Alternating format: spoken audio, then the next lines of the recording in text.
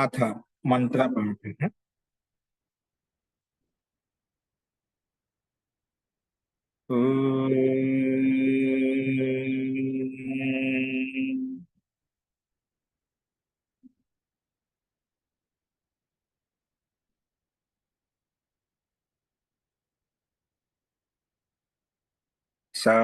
सहनाववतु सहनौ भुनक्तु सह वीर्यं करवावहै तेजस्विनावधीतमस्तु मा विद्विषावहै। ॐ शान्ति शान्ति शान्तिः।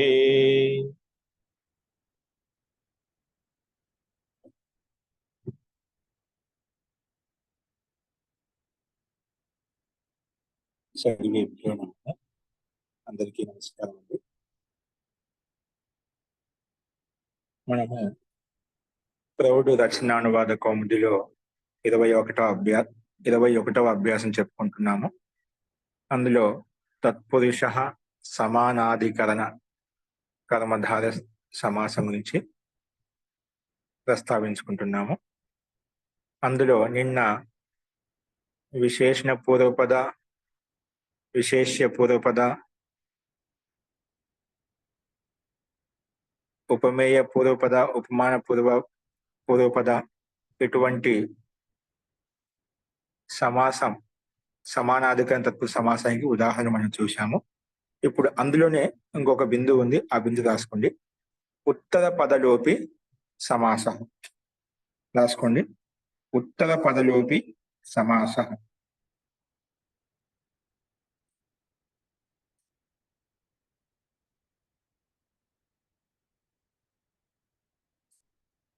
ఉత్తర పదలోపి 5వ బిందువు ఇది. మనం 4 బిందులు చెప్పుకున్నాము, ఇది 5వ బిందువు. ఉత్తర పదలోపి సమాస అంటే ఉత్తర పదం, పూర్వపదం, ఉత్తర పదం 2 పదాలు ఉంటాయి కదా మనకు. దాంట్లో ఉత్తర పదం తీసేస్తామట, ఓన్లీ పూర్వపదం మాత్రం ఉంటుంది అన్నమాట. అందుకే ఉత్తర పదలోపి సమాస అదంటూ చూద్దాం. దాంట్లో ఈ బిందువుకు సంబంధించిన సూత్రం ఏంటి రాసుకోండి. ఇది ఒక వార్తికము, కింద కనిపిస్తుంది చూడు. శాక పార్థివాదీనాం శాక పార్థివాదీనాం శాక పార్థివాదీనాం ఉపసంఖ్యానం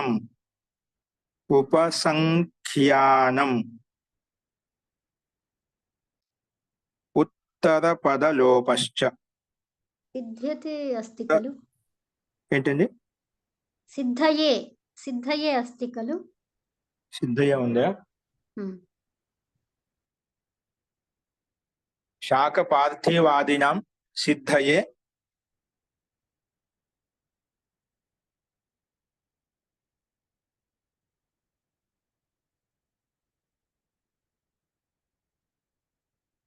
అలాగే రాసుకోండి సార్. ఇక్కడ ఉన్నట్టు రాసుకోండి, అంటే వార్తికం పూర్తిగా అయితే ఆ రకంగా ఉంది. సరే, ఇలాగే రాసుకోండి, ఇబ్బంది లేదు.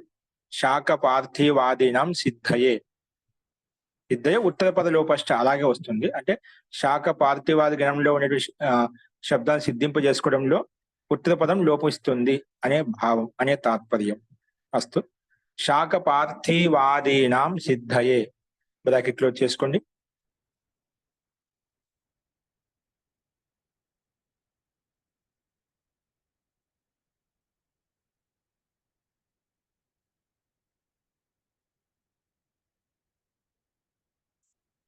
రాసుకుంది యొక్క తాత్పర్యం. శాక ప్రధాన మొదలగు విశేషణ శబ్దాలకు శాక ప్రధాన అంటే శాక అని ఘన విశేషణలో కొన్ని శబ్దాలు ఉన్నాయి. శాక ప్రధాన మొదలగు విశేషణ శబ్దాలకు శాక ప్రధాన మొదలగు విశేషణ శబ్దాలకు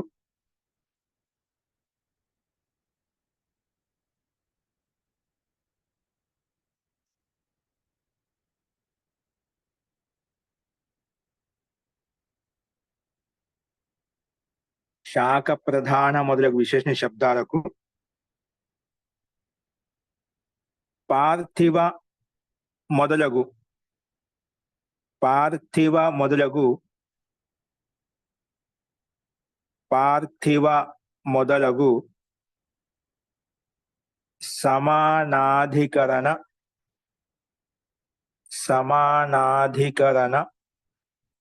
విశేష్య శబ్దాలతోటి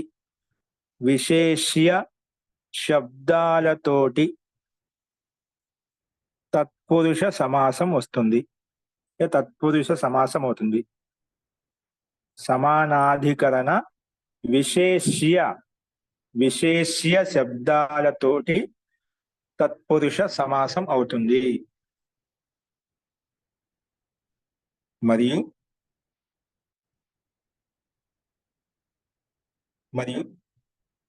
విశేషణ శబ్దం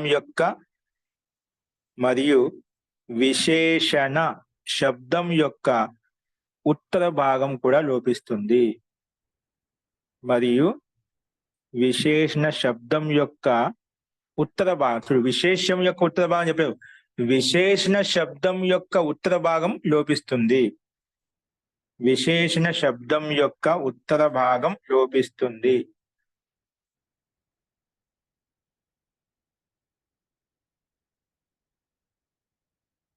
విశేషణ శబ్దం యొక్క ఉత్తర భాగం లోపిస్తుంది. విశేషణ శబ్దం యొక్క ఉత్తర భాగము లోపిస్తుంది.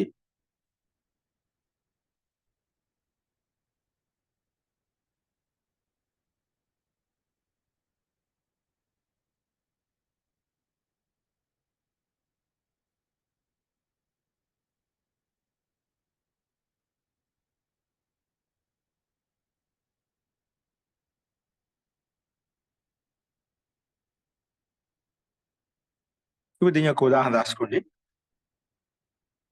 ఉదాహరణలో శాకప్రియ పార్థివ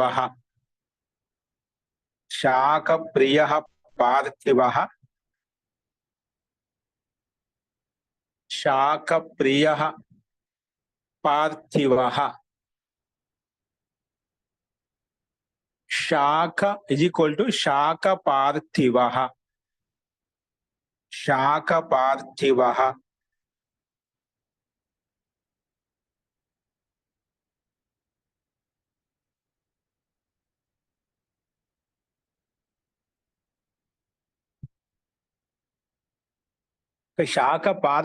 శాకప్రియ అంటే శాఖ పార్థివ అంటే మొత్తానికి శాఖ అంటే సబ్జీ, కూర.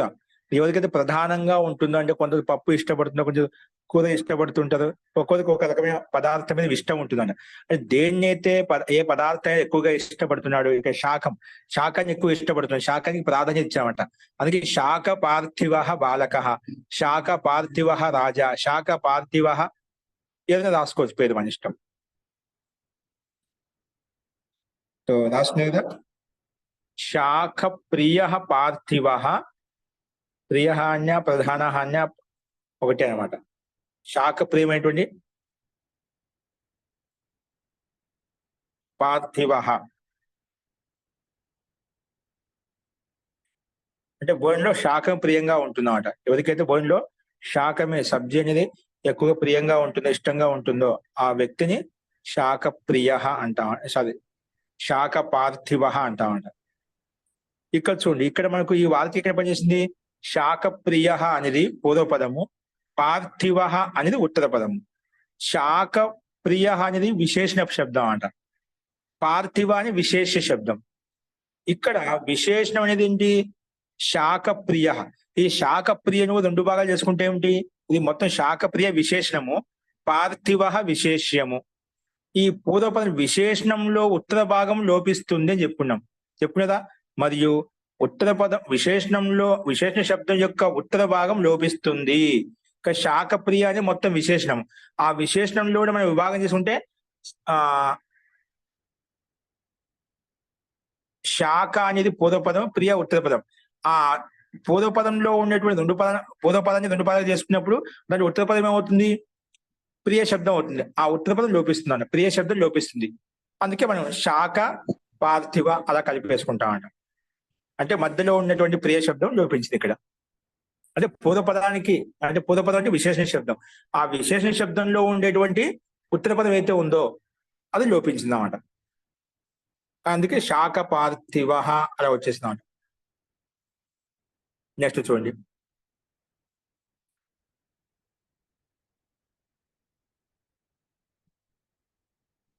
నెక్స్ట్ ఉదాహరణ రాసుకుని, చంద్ర సదృశం ముఖం. చంద్రుడికి సదృశ్యంగా ముఖం ఎవరికైతే ఉంది, చంద్రుడికి సమానంగా ముఖం ఎవరికైతే ఉందో చంద్రముఖం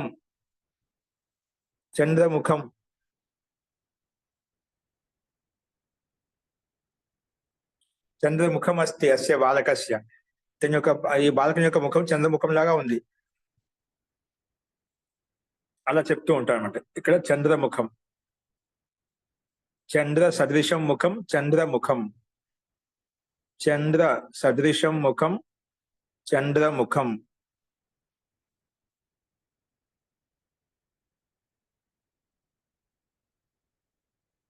ఓకేనా. ఇక్కడ చంద్ర సదృశం అనేది పూర్వ పదము, ముఖం ఉత్తర పదము. ఈ పూర్వ పదం విశేషణము, ఉత్తర పదం విశేషము. ఆ పూర్వ పదంలో విశేషణంలో ఉండేటువంటి ఉత్తర భాగం ఏంటి, సదృశ. ఆ సదృశ శబ్దం లోపిస్తుందన్నమాట. తీసేస్తే అవి చంద్ర మిగులుతుంది. చంద్ర పక్కన ముఖం కలిపి చంద్రముఖం అయిపోయింది. చంద్ర సదృశం ముఖం ఇజ్ ఈక్వల్ టు చంద్రముఖం. ఇది ఈ వార్తికం ప్రకారం శాఖ పార్థివాదినాం సిద్ధయే. శాఖ పార్థివాది గణంలో ఉండేటువంటి శబ్దాన్ని సిద్ధింపు చేసుకోవడంలో ఉత్తర పద ఉత్తర పదం లోపిస్తుంది. ఓకేనా. పూర్వ పదంలో ఉండేటువంటి ఉత్తర భాగము లోపిస్తే మనకి ఈ రకంగా ఉంటాయి. ఇలాగ ఎన్నైనా రాసుకోవచ్చు. జస్ట్ మనం 2 ఉదాహరణలు మనం చూసాం. ఓకే. ఇది 5వ బిందు. ఈ రకంగా మనం కర్మధారయ తత్పురుష సమాసానికి ఉదాహరణలు ఏ సందర్భంలో ఎలా ఉంటాయి, ఏ విధంగా ఉంటాయి, ఏ అర్థాల్లో ఉంటాయి అనేది మనం చూసాం. ఓకేనా. కర్మధార సమాసం అన్న, సమానాధిక తత్పురుష సమాసం అన్న 2 ఒకటే. అది మీకు ముందు చెప్పాను. ఓకేనా. అస్తు. ఈ రకంగా మనకు 147వ నియమం ఇక్కడ సమాప్తమవుతుంది. సమాప్తమైంది. నెక్స్ట్ రాసుకోండి. నియమ 148. నియమం 147 అయిపోయింది. ఇప్పుడు రాసుకోండి నియమ 148. నియమ 148. సంఖ్యా పూర్వో ద్విగు సమాసం. సంఖ్యా పూర్వో ద్విగు.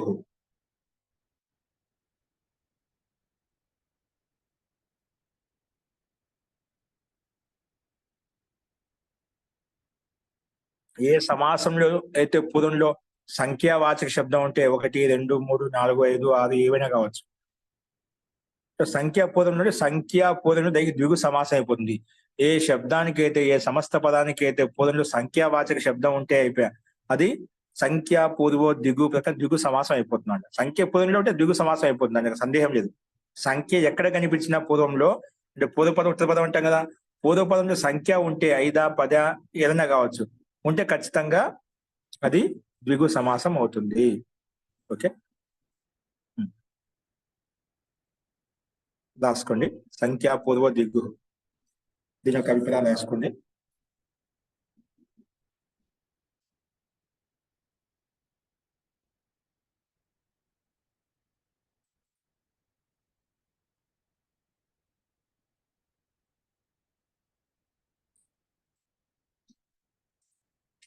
ఏ కర్మధా తత్పురుష సమాసంలో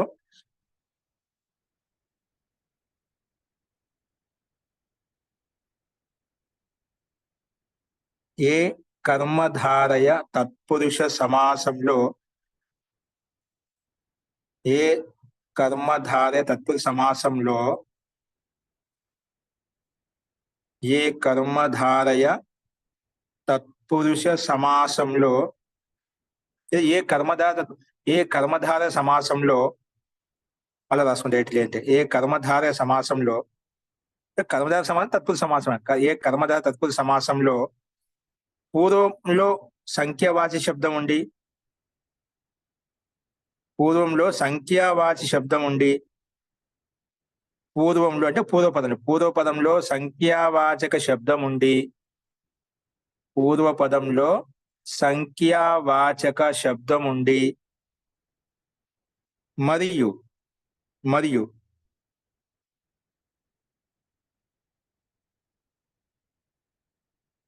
మరియు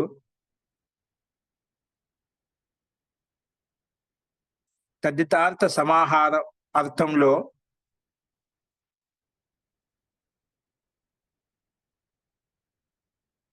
మరియు ఉత్తరపదం అనేది రాసుకోండి. మరియు ఉత్తరపదం అనేది తద్దితార్థ సమాహార ఆది అర్థంలో ఉంటే, మరియు ఉత్తర పదం అనేది తద్దితార్థ సమాహార మొదలుగు అర్థం, తద్దితార్థ సమాహార మొదలుగు అర్థంలో ఉంటే, తద్దితార్థ సమాహార మొదలగు అర్థంలో ఉంటే దానిని ద్విగు తత్పురుష సమాసం అంటాము. దానిని ద్విగు సమాసం అంటాము. లేదా ద్విగు కర్మధారయ తత్పురుష సమాసం అంటాము. ద్విగు కర్మధారయ తత్పురుష సమాసం అంటాము. ద్విగు కర్మధారయ తత్పురుష సమాసం అంటాము. ద్విగు కర్మధారయ తత్పురుష సమాసం అంటాము.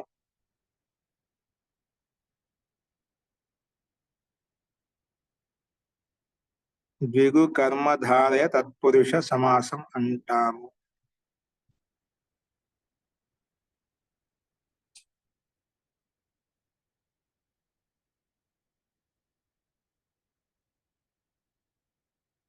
ద్విగు కర్మధారయ తత్పురుష సమాసం.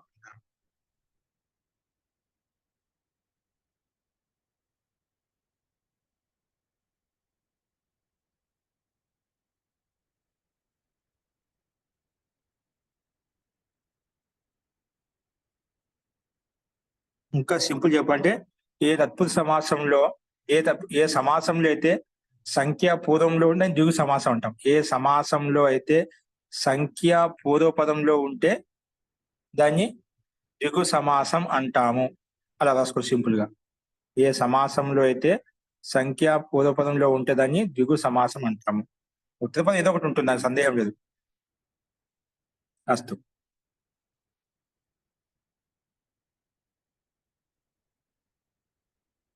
ఈ సమాసం కూడా దాంట్లో రాసుకోండి. ఈ సమాసం కూడా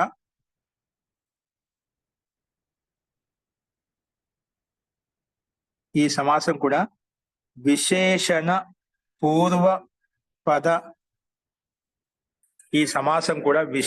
పూర్వ పద విశేషణ పూర్వపద కర్మధారయ సమాసానికి అంగభూతంగా ఉంటుంది.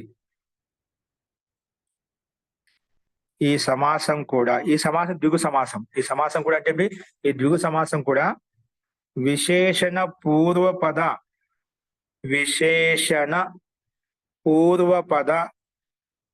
కర్మధారయ సమా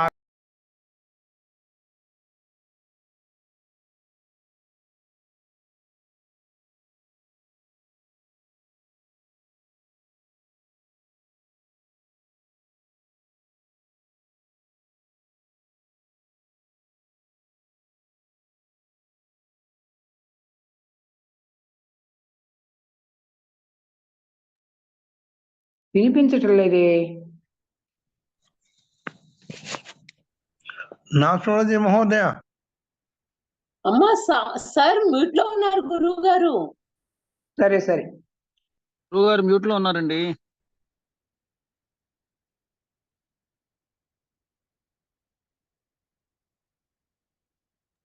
ఏ సమాసంలో అయితే ఒక్క వాక్యం చెప్పరు.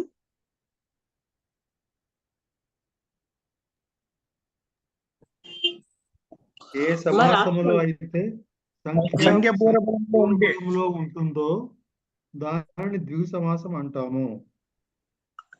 ఈ వినిపిస్తుందా అండి? ఆ మహాదేవ్, ఇదానిం శ్రూయతే. ఏమంటున్నానండి?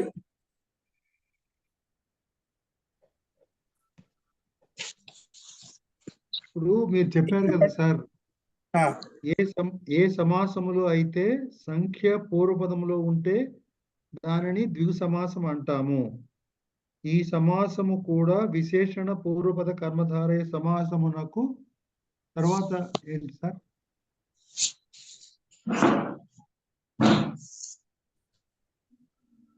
మహోదయ, ఈ సమాసం కూడా విశేషణ పూర్వపద కర్మధార సమాసానికి అని చెప్పి ఆపారు. సార్ సార్ గురువు గారు ఇంట్లో ఉన్నారు మళ్ళీ. అయితే మేనగారికి చెప్పాం, అయితే మేనగారు చెప్తాం అంతే. మా పని అయిపోయింది. మేనగారికి సార్ చెప్పండి. గురుగారు మ్యూట్ లో ఉంటే మేనగారికి చెప్తాం, మా పని అయిపోయింది అంటున్నాను.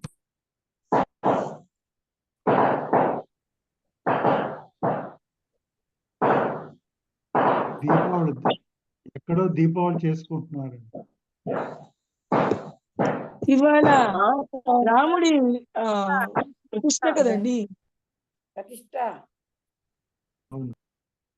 అన్ని ఊర్లలో పండగ చేస్తున్నారు. ఇవాళ దీపావళి చేసుకోమన్నారు అందరినీ. ఏంటండి? మహోదయ, ఈ సమాసం కూడా విశేషణ పూర్వపద కర్మధార సమాసానికి తర్వాత చెప్పండి మహోదయ.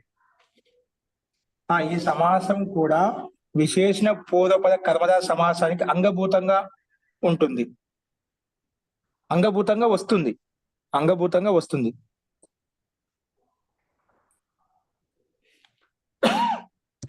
వస్తుంది.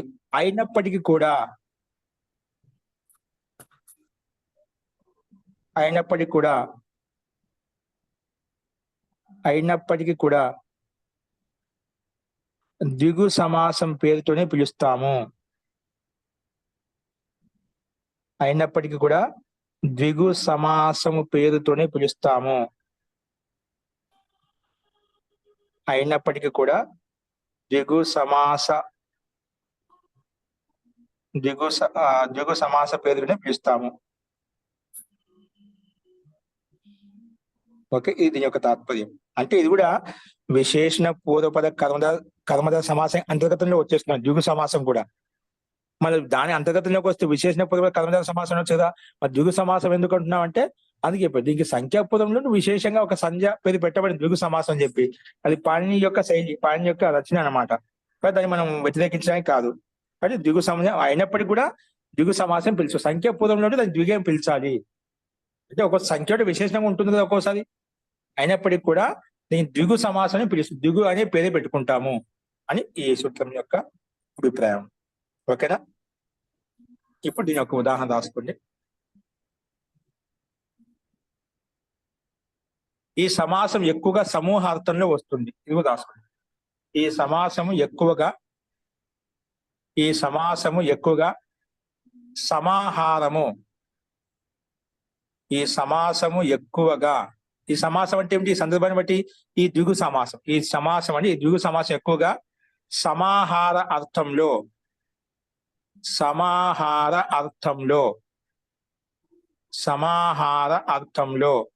అంటే సమూహ అర్థంలో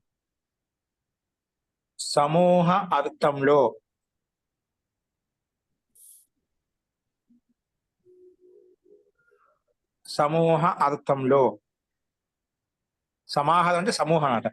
సమూహ అర్థంలో వస్తుంది. ఈ సమాసం ఎక్కువగా సమూహాన్ని చెప్పడం కొరకు ఉపయోగిస్తామట. అదేంటో చూద్దాం. సమాహార అర్థంలో ఉంటుంది మరియు నపుంసకం లింగం లేదా స్త్రీలింగం ఏకవచనం. నపుంసకం లింగం ఏకవచనంలో ఉంటుంది, స్త్రీలింగం ఏకవచనంలో ఉంటుంది. మరియు నపుంసక లింగం లేదా స్త్రీలింగం ఏకవచనం. నపుంసక లింగం లేదా స్త్రీలింగం ఏకవచనంలో ఉంటుంది. మరియు నపుంసక లింగం ఏకవచనంలో లేదా స్త్రీలింగం ఏకవచనంలో ఉంటుంది. నపుంసక లింగం ఏకవచనం లేదా స్త్రీలింగ ఏకవచనంలో ఉంటుంది. నపుంసకలింగ ఏకవచనం లేదా స్త్రీలింగ ఏకవచనంలో ఉంటుంది.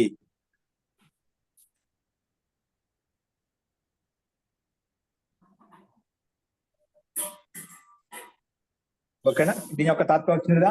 ముఖ్యంగా సింపుల్ గా గుర్తుపెట్టుకో, సంఖ్యా పూర్వపదంలో ఉంటే దాన్ని ద్విగు సమాసం అంటాం. సంఖ్యా పూర్వంలో దాన్ని ద్విగు సమాసం చెప్తుంది మనకు. సంఖ్యా పూర్వంలో ఉంటే ద్విగు సమాసం అని పేరు వస్తుంది అన్నమాట. ఓకేనా? ఈ ద్విగు సమాసం ఎక్కువగా సమూహాన్ని చెప్పే అర్థంలో వస్తుంది. సమస్త పదం ఎలా ఉంటుంది? నపుంసకలింగం ఏకవచనంలో ఉంటుంది లేదా స్త్రీలింగం ఏకవచనంలో ఉంటుంది. నపుంసకలింగం ఏకవచనంలో ఉంటుంది లేదా స్త్రీలింగం ఏకవచనంలో ఉంటుంది. ఇది దీని యొక్క తాత్పర్యం. ఓకే, ఇప్పుడు రాసుకోండి ఉదాహరణ. సమూహార్థం ఎక్కువగా వస్తుంది చెప్పే కదా. ఉదాహరణ కింద ఇచ్చాడు, రాసుకోండి. పంచానాం గవాం సమాహారః. పంచానాం గవాం సమాహారః. సమాహారం చెప్పి సమూహం అని అర్థం. అంటే 5 ఆవుల యొక్క సమూహాన్ని పంచగవం అంటాం. 5 ఆవులు ఒక చోట సమూహం ఉంది కదా, సమూహంగా ఉండేదా, ఆ సమూహాన్ని పంచగవం అని పిలుస్తామట. పంచానాం గవాం సమాహారః. పంచానాం గవాం సమాహారః పంచగవం. పంచగవం. పంచానాం గవాం సమాహారః పంచగవం.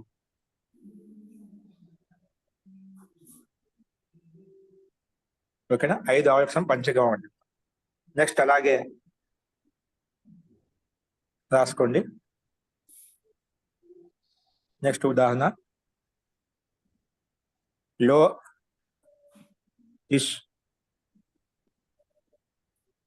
త్రయాణం లోకానాం సమాహారః త్రిలోకి. నెక్స్ట్ ఉదాహరణ త్రయాణం లోకానాం సమాహారః. త్రయాణం లోకానాం సమాహారః త్రిలోకి. స్త్రీలింగంలో వచ్చింది ఇక్కడ. త్రయాణం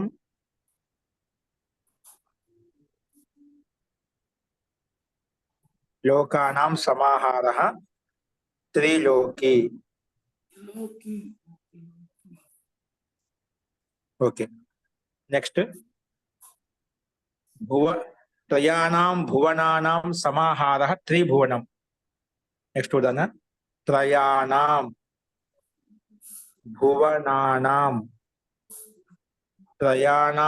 భువనానాం సమాహారః త్రిభువనం.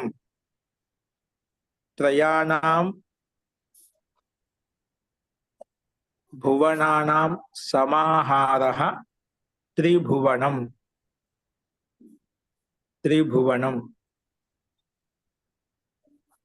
త్రయాణం భువనానాం సమాహారః త్రిభువనం.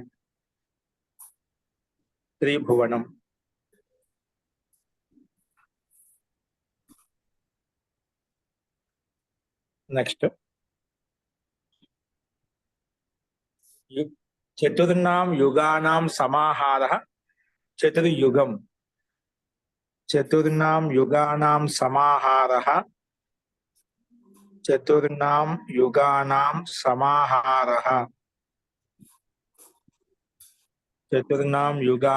సమాహారః చతుర్యుగం.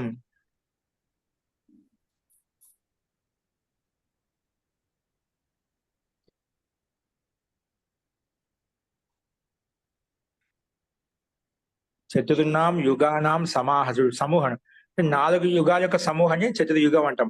3 భువనాల యొక్క సమూహాన్ని త్రిభువనం అంటాం. 3 లోకాల యొక్క సమూహాన్ని త్రిలోకి అంటామంట. ఓకేనా? అలాగే దశానాం అబ్దానాం సమాహారః దశాబ్ది. దీర్ఘం.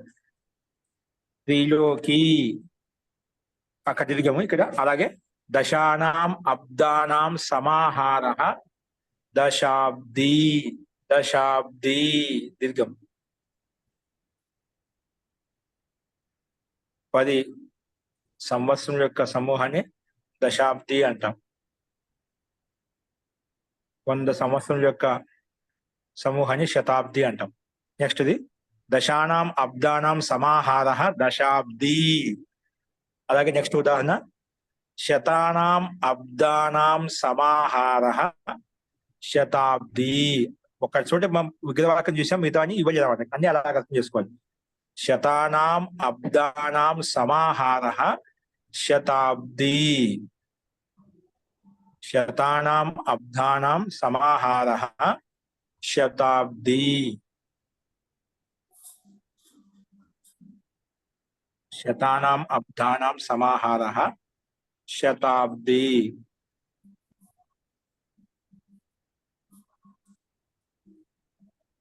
ఓకే, ఇది ఇందులో ఒకటో బిందు. జీ అబ్ది అంటే సంవత్సరం తీసుకోవాలి. దశాబ్దాలు గడిచే అంటారు కదా.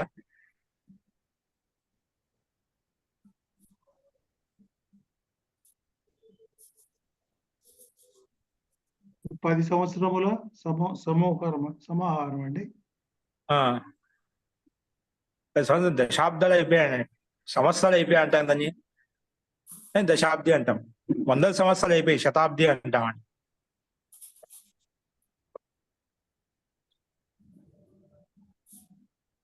శతానాం అబ్దానాం సమాహార శతాబ్ది. ఓకే, ఇవి సంఖ్యా పూర్వ దిగు సమాసంలో సమూహార్థం చెప్పేటువంటి ఒకటో బిందులో చూసామంట. ఇవి సమూహార్థంలో వచ్చే ఉదాహరణలు. ఇప్పుడు తద్దితార్థం చెప్పుకుంటున్నామట, అవి రాసుకోండి. తద్దితార్థం రెండో బిందు. ఒకటో సమూహార్థం చూసాం ఉదాహరణలు. ఈ సంఖ్యా పూర్వ దిగుకు విభాగం చేసుకుంటే ఒకటి సమూహార్థం చెప్పేటువంటి ఉదాహరణలు.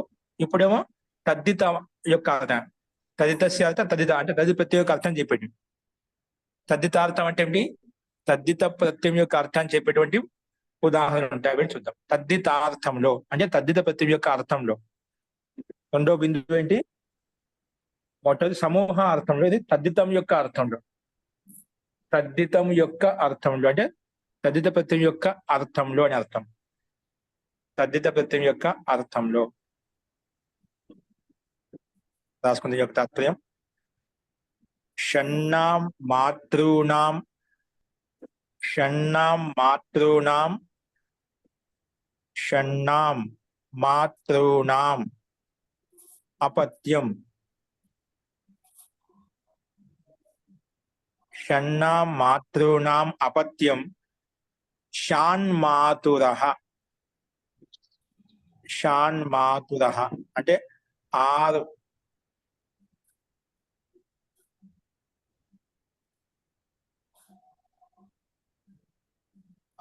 మాతల యొక్క సంతానం. షాన్ మాతురః అంటాం. 6 మాతల యొక్క సంతానాన్ని షాన్ మాతురః. ఇక తదిత ప్రత్యయం యొక్క అర్థం ఉందామంట. అంటే అపత్యం, అపత్యార్థంలో అనిపత్యం వస్తుందన్నమాట. అందుకే షాన్ మాతురః అపత్యాల ప్రత్యయం వచ్చింది కాబట్టి ఇది తదిత ప్రత్యయం కాబట్టి తదిత ప్రత్యయం యొక్క అర్థం ఇస్తుంది కాబట్టి అందుకే తద్దితార్థం అని చెప్పాం. అస్తు షణ్ణాం మాతృణాం, ఇది విగ్రహవాక్యం. షణ్ణాం మాతృణాం అపత్యం ఈజ్ ఈక్వల్ టు షాన్మాతురః. షాన్మాతురః అలా వస్తుంది. షాన్మాతురః అలా వస్తుంది. షాన్మాతురః.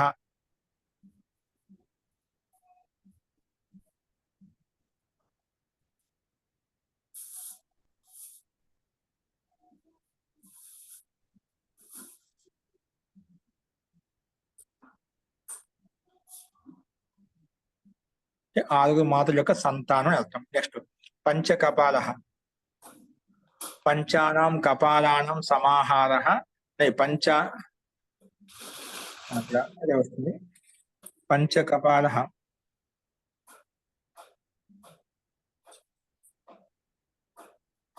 పంచానాం కపాలానాం సమః పంచకపాలం. అస్తు పంచానాం కపాలానాం సమాహారః పంచకపాలం.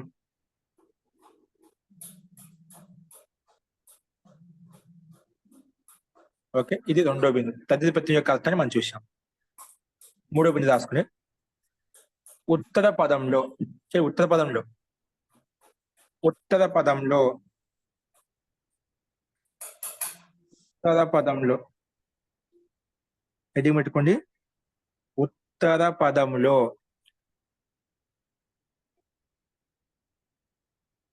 అంటే ఉత్తర పదం యొక్క అర్థం ఏంటో చూద్దాం. ఉత్తర పదంలో మూడో బిందు రాసుకోండి.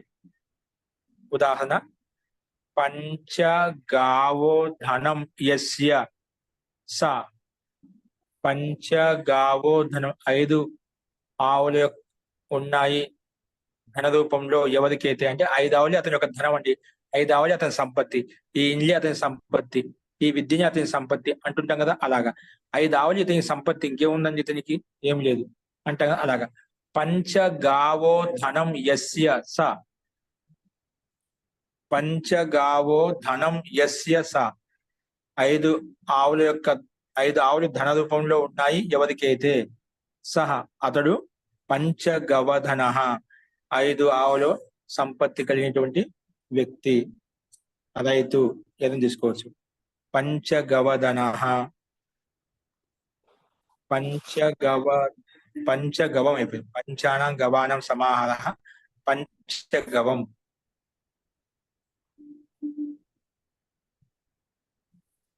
ఓ క్షమ్యత, కిందకి వచ్చాను. పంచో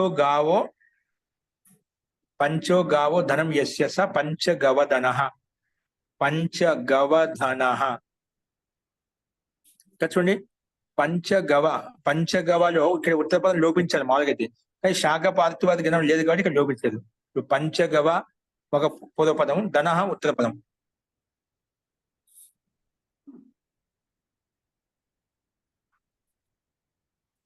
సో ఇక్కడ ఉత్తర పదం లోపించామన్నమాట. అందుకే పంచగావో ధనం యస్య సహ పంచగవధన అలా వచ్చేసింది.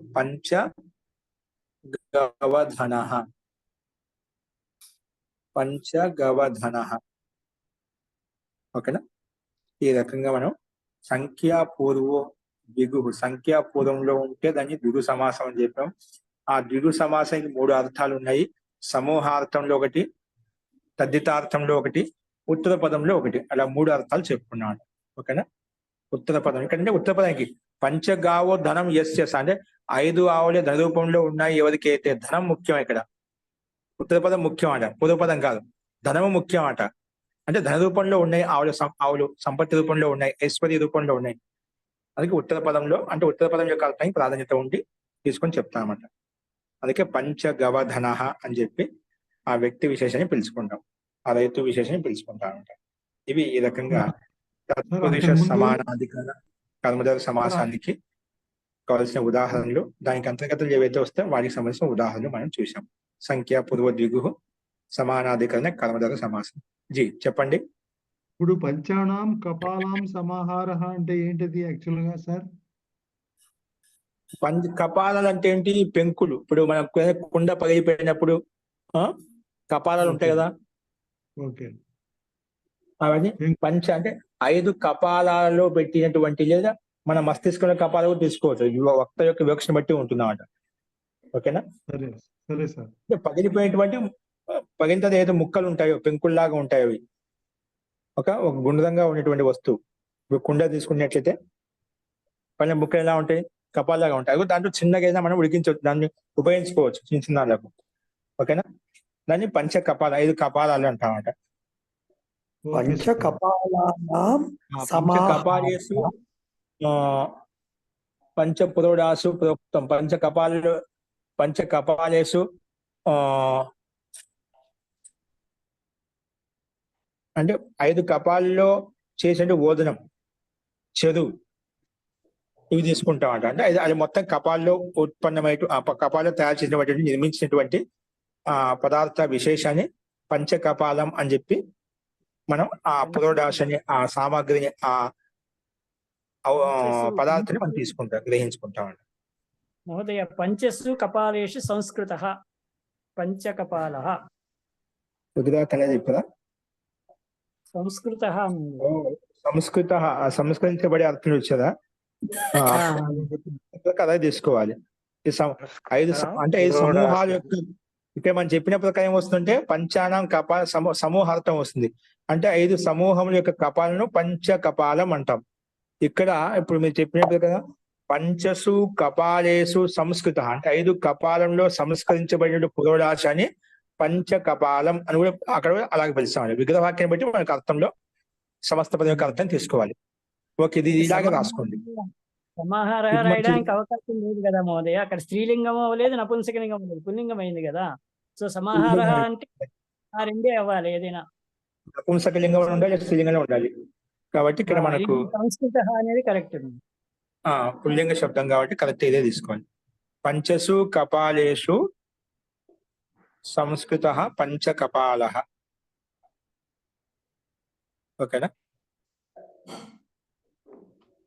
పంచసు అంటే 5 కపాలాల్లో సంస్కరించబడినటువంటి పురోడాశం అని పంచ కపాల అంటాం. అట్లా పెద్ద పెద్ద యజ్ఞ యాగాలలో చిన్న చిన్న కపాలలో అన్నం ఉడికిస్తారండి. అంటే గంజి వంచకుండా నీళ్లు పోసి పర్యాప్తంగా దాంతో తయారు చేసిన చెరులాగా ఉంటుంది అన్నమాట. ఇప్పుడు కొన్ని దేశాల్లో కొన్ని ప్రాంతాలు, ఒడిశా ప్రాంతాల్లో అలాగే అలా తినేవాళ్ళండి. పొద్దున్న గంజి తాగేవాళ్ళు, పొలం పని చేసేవాళ్ళు, మంచి బలంగా ఉండేదన్నమాట. ఇప్పుడు ఆ బలం లేదు. ఇప్పుడు ఎవరికి ఏంటండి సమాహారార్థంలోనా ఇది? ఇది సంస్కరించే అర్థం, సమాహారార్థం కాకుండా మనకు ఇక్కడ ఇది సమాహారంలోనే ఒక నిమిషం తదితార్థంలో తదిపతి యొక్క తదితార్థంలో తదితానికి అనేక అర్థాలు ఉన్నాయండి. ఇక సంస్కృతం భక్ష్యాహ భక్షించే అర్థంలో, భక్షణార్థంలో సంస్కృతం భక్ష్యాహ ఇలాగా తదిపత్తిలో అనేక అర్థాలు ఉన్నాయి. ఇక్కడ తదితార్థం తీసుకోవాలి. ఓకే, ఈ రకంగా ఈ ద్విగు సమాసానికి 3 రకాలైన ప్రకారాలు భేదాలు మనం చూసాం. ఈ రకంగా మనకు ఈ అభ్యాస 21లో ఉన్నటువంటి ద్విగు సమాసానికి సంబంధించి తత్పురుష కర్మధార సమాసానికి సంబంధించినటువంటి బిందువులు ఏంటో మనం చూసాం. వీటికి సంబంధించి శబ్దకోశం ఉపయోగించి తెలుగు వాక్యాలు రాసుకోండి. మొదలు పెట్టుకుందాం, రేపు చెప్పుకుందాం. రాసుకోండి. తెలుగు వాక్యాలను సంస్కృతంలో అనువదించండి. తెలుగు వాక్యాలను సంస్కృతంలో అనువదించండి. మొట్టమొదటి కాబిందు. మొట్టమొదటి కాబిందులో సుధీ కామ స్వభూ ఈ 2 శబ్దాలను ఉపయోగించి వాక్య నిర్మాణం మనం చెప్పుకున్నాం కదా. ఈ 2 నేర్చుకోమని చెప్పాము. సుధీ కామ స్వభూ శబ్దాలను ఉపయోగించి వాక్య నిర్మాణం. సుధీ కామ స్వభూ శబ్దాలను ఉపయోగించి వాక్య నిర్మాణం.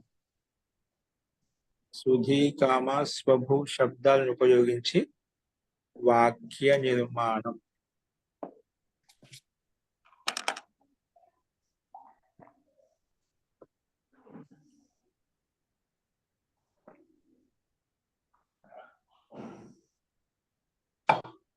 ఒకటో వాక్యం రాసుకోండి. ఒకటో వాక్యం రాసుకోండి. విద్వాంసులతోటి వెళ్తారు. విద్వాంసులతోటి వెళ్తారు. మూర్ఖులతోటి వెళ్తారు.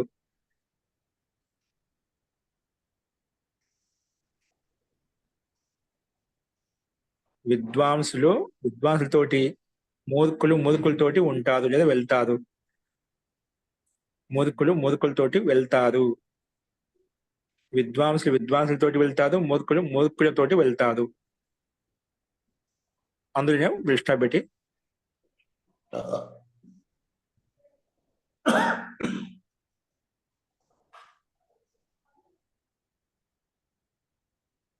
అంటే అని పెట్టి రాసుకోండి. తెలుగులో అంటే సమాన గుణ కర్మ స్వభావములు మరియు వ్యసనములు కలిగిన వారిలో మిత్రత కలుగుతుంది. అంటే సమాన గుణ కర్మ, ఇక్కడ దీంట్లో ఉన్న రాసేసుకున్నాం. సమాన స్వభావము మరియు వ్యసనము కలిగిన వారిలో మిత్రత కలుగుతుంది. సమాన శీలము అంటే సమాన స్వభావము మరియు అంటే శీలం అంటే స్వభావం అండి. సమాన స్వభావం మరియు వ్యసనములు కలిగిన వారిలో మిత్రత కలుగుతుంది. సమానమైన శీలము అంటే సమానమైన స్వభావము మరియు వ్యసనములు కలిగిన వారిలో మిత్రత కలుగుతుంది. సమానమైన శీలము మరియు వ్యసనములు కలిగిన వారిలో మిత్రత కలుగుతుంది. అంటే సమాన గుణ కర్మ స్వభావాలు ఉన్నవారు, ఎవరి యొక్క గుణాలు ఎవరి యొక్క కర్మలు ఏ రకంగా ఉంటాయో అదే గుణ కర్మ స్వభావాలు కింద అటువంటి మిత్రుల్ని ఎన్నుకుంటారు అన్నమాట. అంటే మంచి వాళ్ళను చెడు వాళ్ళు ఎన్నుకుంటారు అన్నమాట. అందుకే సమాన గుణ కర్మ స్వభావం కలిగిన వాళ్ళ మధ్య మిత్రత కలుగుతుంది, సఖిత్వం ఏర్పడుతుంది, స్నేహం ఏర్పడుతుంది. అది ఇక్కడ తాత్పర్యం. సమాన స్వభావము మరియు వ్యసనములు కలిగిన వారిలో మిత్రత ఏర్పడుతుంది. సమాన స్వభావము మరియు వ్యసనము కలిగిన వారిలో మిత్రత ఏర్పడుతుంది. ఓకే, మిత్రత ఏర్పడుతుంది. మస్తు ఒకటి ప్రారంభించుకున్నాం, మిగిలిన వాక్యాలు చెప్తామండి. మస్తు ఈరోజు చెప్పిన వాటిలో అధికంగా సందేహాలు ఉన్నాయా? నిన్నటి దాంట్లో ఉన్నాయంటండి మహోదయ. జీ, నేను లాస్ట్ లో చెప్పిన వాక్యం కొంచెం క్లారిటీ కావాలి మహోదయ. పంచసు కపాలేషు సంస్కృతం అని రాసుకోవాలి. సంస్కృత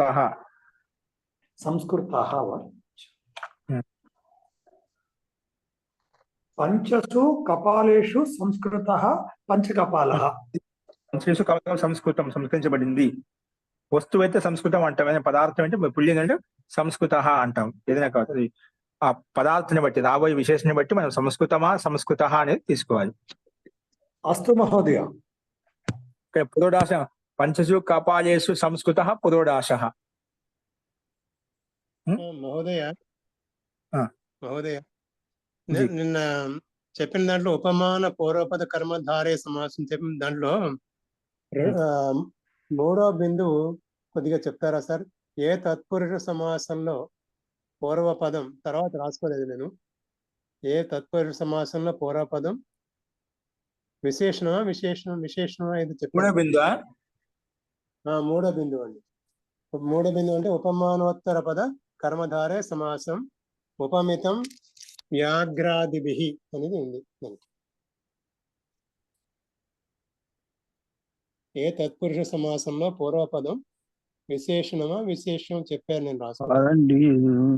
కాదండి, ఏ తత్పురుష సమాసంలో అయితే పూర్వపదములో ఉపమయం ఉండి ఉత్తర పదములో ఉపమానం ఉంటే ఉపమాన ఉత్తర పద కర్మధారయ సమాసం అంటాము అని చెప్పారు మోవే. ఒక్క నిమిషం అండి. ఏ తత్పురుష సమాసంలో పూర్వపదం ఉపమేయం పూర్వపదములో ఉపమేయము ఉండి ఉత్తర పదములో ఉపమానము ఉంటే ఉపమాన ఉత్తర పద కర్మధారయ సమాసము అంటాము. ఓకే అండి, థ్యాంక్ యూ. కర్మధారయ ఉపమాన ఉత్తర పద కర్మధార అంటాము. ఓకే అండి, రాసుకున్నాను. Okay sir. ఇవన్నీ మనం చెప్పుకునే పుస్తకాలు లేవండి. కొన్ని నేను సందర్భం వస్తుంది కానీ ఎక్కువ చెప్తున్నా అంట, కొన్ని వేరే పుస్తకాలు చూసి, కానీ మీకు ఉపయోగపడతాను ఉద్దేశం. ఓకేనా? అవును సార్, ధన్యవాదాలు. మహోదయ, శాఖ పార్థివ అంటే అర్థం ఏంటి మహోదయ? పార్థివ అంటే అర్థం ఏంటి? శాఖని ఇష్టపడి చెప్పారు మీరు. ఇష్టమైన వాడు, ఎక్కువ ప్రాధాన్యత కలిగిన వాడు అని అర్థం. శాఖ పార్థివ, శాఖ ప్రాధాన్యత కలిగిన వాడు అంటే భోజనంలో అతనికి శాఖ ప్రధానం, సూప ప్రధానం, చక్కెర ప్రధానం, మధుర ప్రధానం. భోజనంలో ఎక్కువ మధురం ఇష్టపడతాడండి. భోజనం చేస్తున్న అవలేహం ఎక్కువ ఇష్టపడతాడు. దేనికైతే ప్రాధాన్యత ఇస్తున్నాడు. అందుకే శాఖ పార్థివ శుభప్రియ భోజన ప్రియ అంటుంటామంట. అంటే ఇక్కడ పార్థివ అంటే ఆ వ్యక్తిని గురించి చెప్తుందా? ఎవరైతే ఇష్టపడుతున్నారో అతను.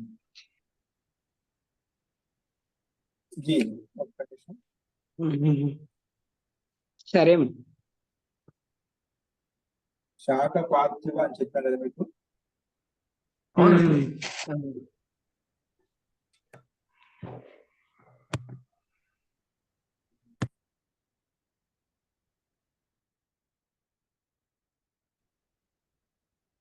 అంటే ఆ వ్యక్తి విశేషానికి ఇక్కడ చెప్పబడింది.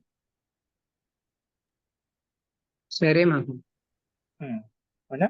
అష్టపడి రాజు ఆ వ్యక్తి విశేషం. శాఖ ప్రధాన పార్థివ, శాఖ ప్రధాన పార్థివుడు అంటే అటువంటి వ్యక్తి విశేషం, రాజా వ్యక్తి ఎవరైనా తీసుకోవచ్చు. పృథ్వేర్భావ పార్థివ అంటాం.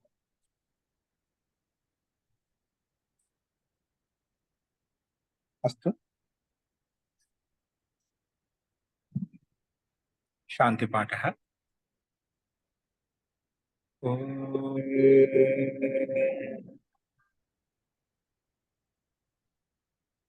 సర్వే భవంతు సుఖినః, సర్వే సంతు నిరామయాః, సర్వే భద్రాణి పశ్యంతు, మా కశ్చిత్ దుఃఖభాగ్ భవేత్.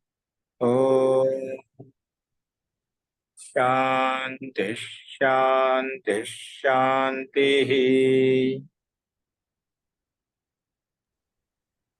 సర్వేభ్యో నమః. అందరికీ నమస్కారం అండి. నమస్తే మహోదయ. నమస్తే మహోదయ. నమస్తే మహోదయ. నమస్కారం సార్.